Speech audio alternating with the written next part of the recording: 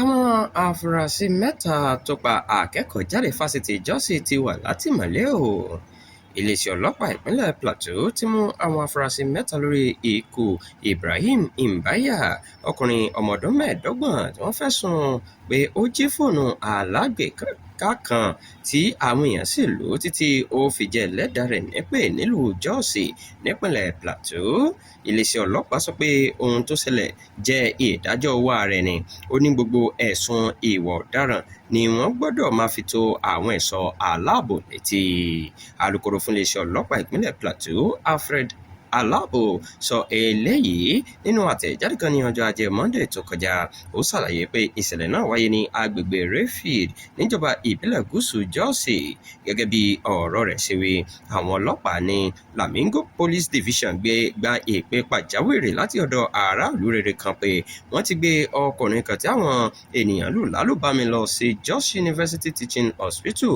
Nígbà tí àwọn ọlọ́pàá dé ilé ìwòsàn náà, àwọn dókítà fìdí rẹ̀ múlẹ̀ pé ọkùnrin náà tí orúkọ rẹ̀ ń jẹ́ Ibrahim Imbaya ti agbègbè Rayfield ti kú kún tó gbé dé ilé ìwòsàn ọ̀hún.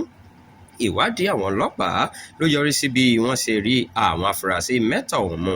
Àwọn mẹ́tàta ọ̀hún ni Rinchi Daniel Fawanchi, Emmanuel New Year àti Nemeska Fawanchi. Gẹ́gẹ́ bí ìwádìí ṣe fìdí rẹ̀ múlẹ̀, Emmanuel New Year ni wọ́n rí nínú fídíò kan tó ń tàn káàkiri lórí ìtàkùn ayélujára nígbà tó ń lo ọkùnrin tó kú náà pẹ̀lú igi ńlá kan.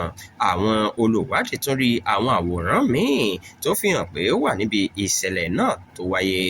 Alfred Alabo sọ pé àwọn afurasí náà jẹ́wọ́ pé dípò kí wọ́n fẹ̀sùn olè náà tó àwọn ọlọ́pàá létí, àwọn ni wọ́n dá sẹ̀ríà fún olóògbé ọ̀hún. Ó tún sọ pé wọ́n ti gbé àwọn afurasí náà lọ sí ẹ̀ka iléeṣẹ́ ọlọ́pàá tó ń ṣèwádìí ìwà ọ̀daràn, ìyẹn State Criminal Investigation Department nílùú Jos fún ìwádìí kíkan. Iléeṣẹ́ ọlọ́pàá tó fi hàn pé wọ́n ti bẹ̀rẹ̀ ìgbésẹ̀ láti mú àwọn èèyàn mìíràn tó kópa nínú ìkọlù ọ̀hún, ṣùgbọ́n tí wọ́n ti sálọ báyìí. Wọ́n ní gbogbo ènìyàn tó bá kópa nínú ikú Imbaya yóò kojú ìdájọ́ níwájú ilé ẹjọ́ nígbà tí ìwádìí bá parí. Gẹ́gẹ́ bí ìròyìn ṣe gbọ́, Imbaya, ẹni tó jẹ́ akẹ́kọ̀ọ́ jáde ní fásitì Jos, ló sùn nílé ọ̀rẹ́ rẹ̀ kan tó wà ní ìta fásitì náà lágbègbè City of David ní Ring Road nílùú Jos. Lẹ́yìn náà ni wọ́n fi ẹ̀sùn kàn pé ó jí fóònù ẹni tó ní ilé náà nítorí pé àwọn méjèèjì nìkan ni wọ́n jọ wà nínú yàrá.